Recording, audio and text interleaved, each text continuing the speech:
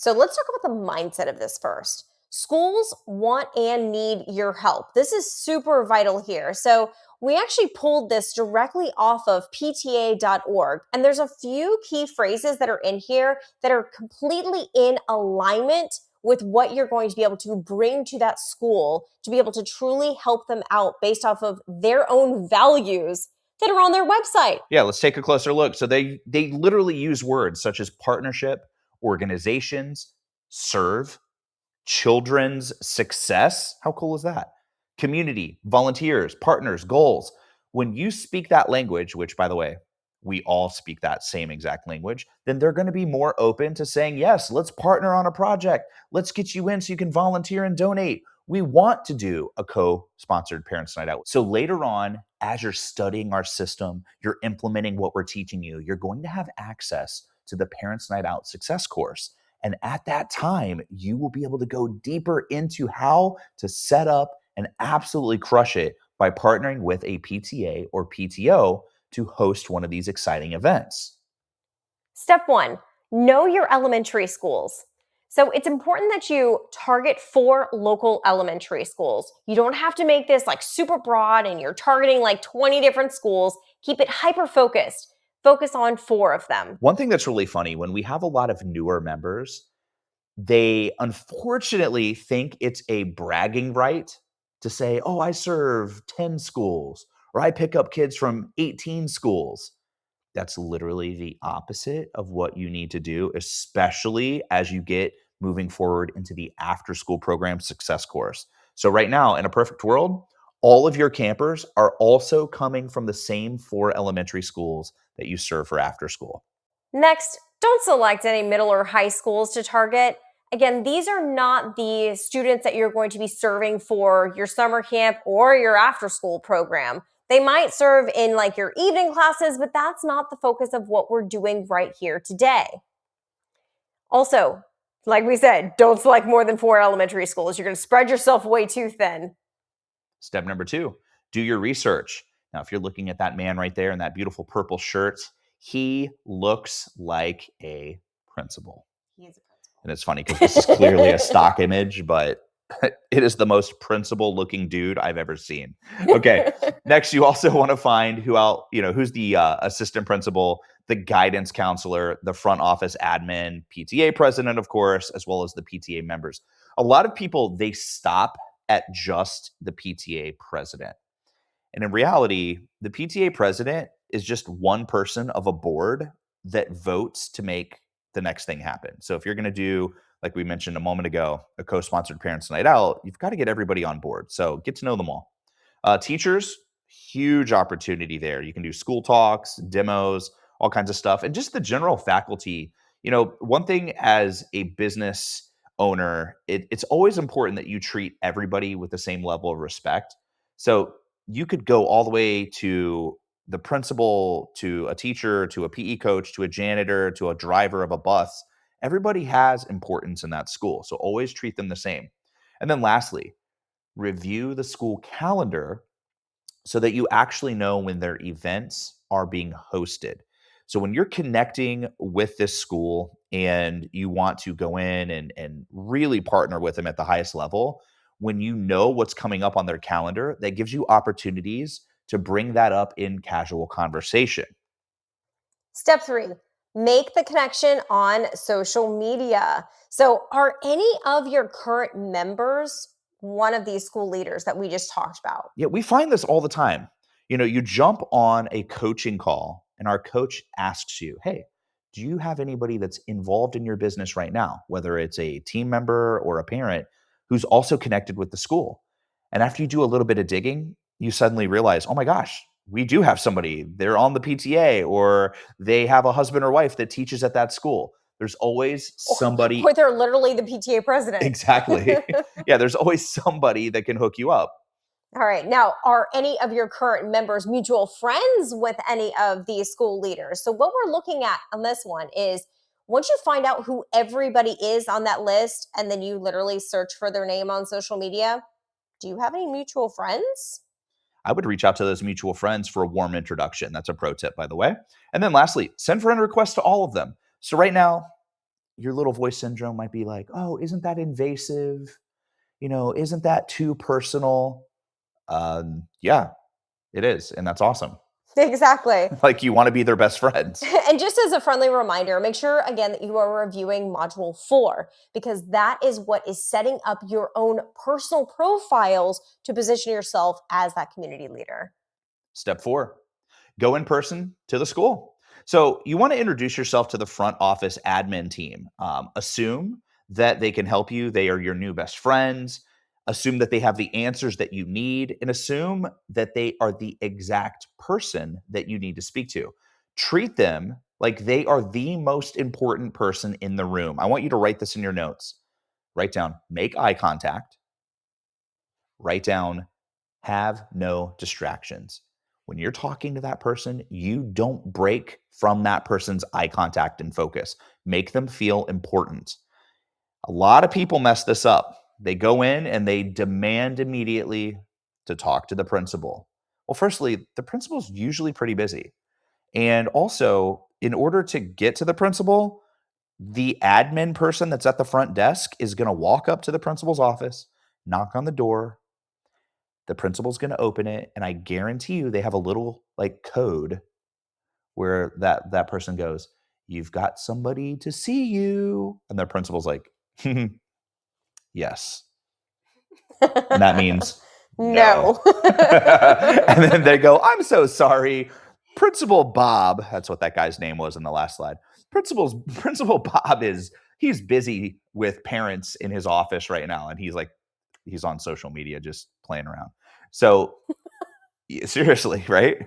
Like, this is so important. You have to treat them with respect, because then the other example would be that front office, person, that admin goes in and is like genuine and authentic. Like, hey, yeah, you should definitely chat with this person. They're super awesome. And then before you know it, you're sitting across the table from the principal. Literally, I can share with you from firsthand experience going in and literally just treating that front office administrator like a human being. For sure. And they just are like, absolutely, come on in. You're Yeah. friends.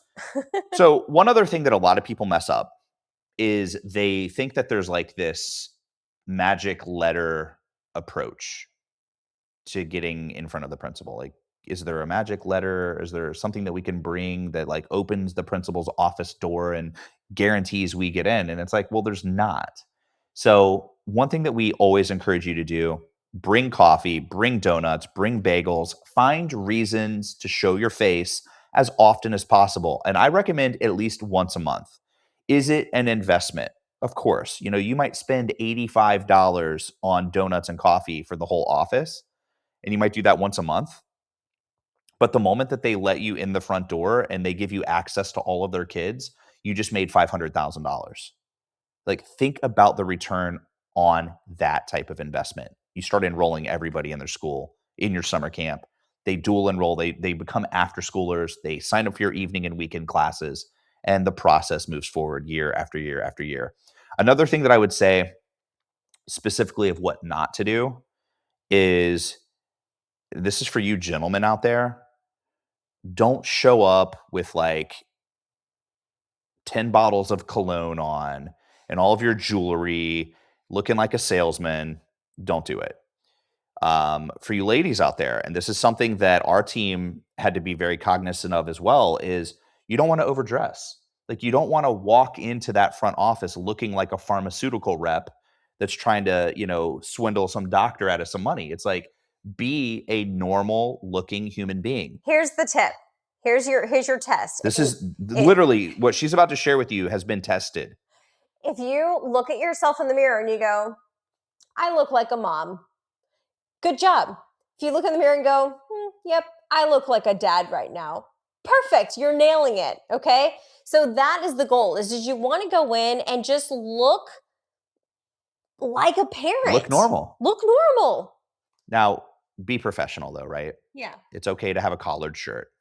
It's okay to have your, your polo shirt on with your logo. That's fine. But if you look like you're about to go to the club, you need to turn around and fix that outfit. All right, number 5, share your intentions. Be honest, be upfront. Ask how you can help and find out what does the school need. So in business, we teach what is called the law of reciprocity. we want to give first before we ever ask to receive anything. So, by finding out what the school needs, that positions you as somebody who is there to care for the school, to support the school, and to serve them at the highest level. So, you have a couple options. When you're chatting with them, just find out, hey, do you guys need volunteers? Are there sponsorship opportunities? Is there any way that we can work together so we can raise money for your school and donate it? And then, of course, reference any of the upcoming events that they might need help with, literally down to setting up the event, taking down the event, donating items, sponsoring the event, literally anything that they need. I mean, we will clean the garbage cans for them. We will move chairs for them. Anything. If we have to mop the cafeteria floor, guess what? I'm rolling up my sleeves.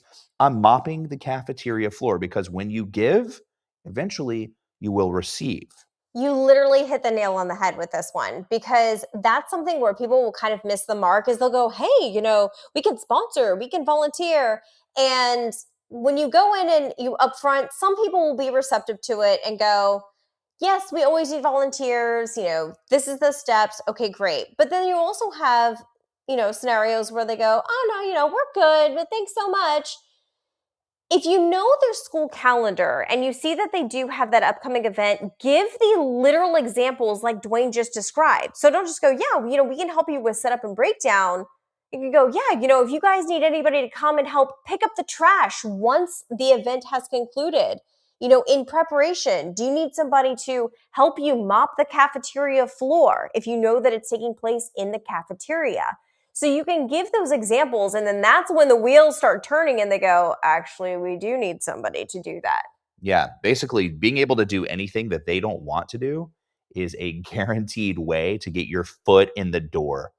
All right, let's go on to step number 6. You want to offer the opportunity to help their school raise funds. So if you go back to the PTA website that we referenced at the beginning of this part, one of the things that they have to do is help bridge the gap and connect the community with the school, help the school achieve its goals. And one of the ways they do that is through raising funds. So offer to create a school sponsorship program for local businesses to sponsor their elementary school. We did this. We literally created 3 levels of membership. It was platinum, gold, and silver. Local businesses could pick which one they wanted.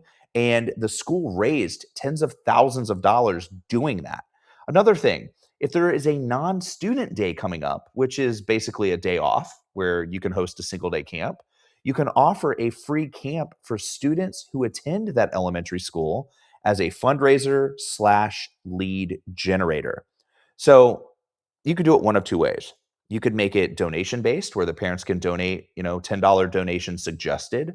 Or if you literally just want to buy the leads, you could say, we're going to cap this at the first 60 students. We're going to donate back $10 a kid. We're going to give you $600. Let me ask you this, my friends. Do the math. You get 60 kids in the door. Let's say that only 20 of them sign up, and those 20 are bringing you $7,000 a year for the next 3 or more years. That's $140,000 per year for the next 3+ years. And you donated $600. If you can't see how amazing that is, then you're in the wrong coaching group. Okay, moving forward. Offer a parents' night out for free. That's a great one. We have a whole course about that. And keep in mind that the PTA and PTO is typically the organization in charge of raising funds for the school. And this works for private schools, this works for charter schools, and of course, public schools.